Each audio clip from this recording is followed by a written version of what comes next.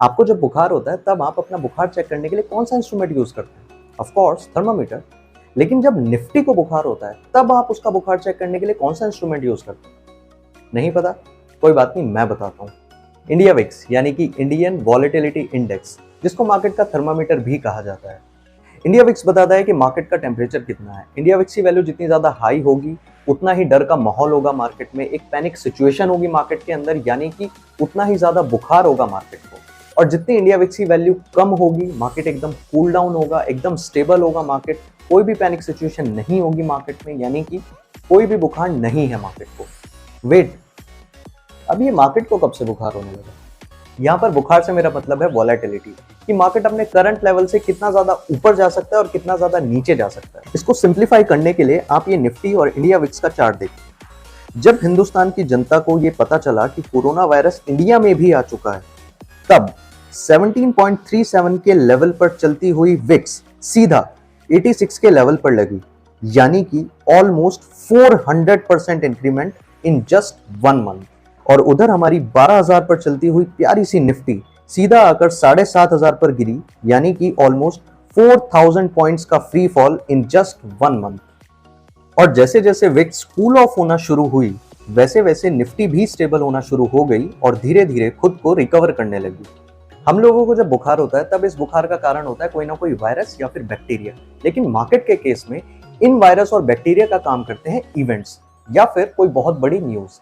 जैसे corona virus का India में आना एक बहुत बड़ी अनएक्सपेक्टेड न्यूज थी, जिसकी वजह से इंडिया विक्स राइज हुआ और मार्केट में 4,000 पॉइंट्स का नीचे की साइड मूव आया। इंडिया विक्स एक अंडररेटेड इंडिकेटर रहा है रिटेल ट्रेडर्स के लिए।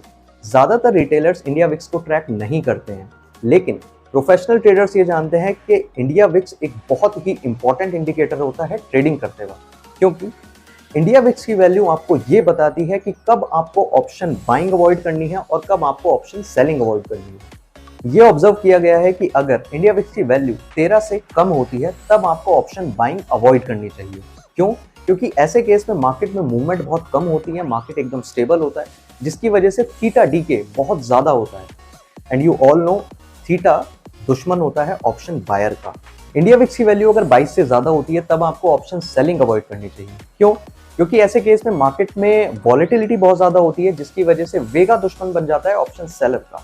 Last but the most important point about India VIX is, India VIX के बढ़ने से वॉलेटिलिटी बढ़ती है और वॉलेटिलिटी बढ़ने से ऑप्शंस के प्रीमियम बढ़ते हैं।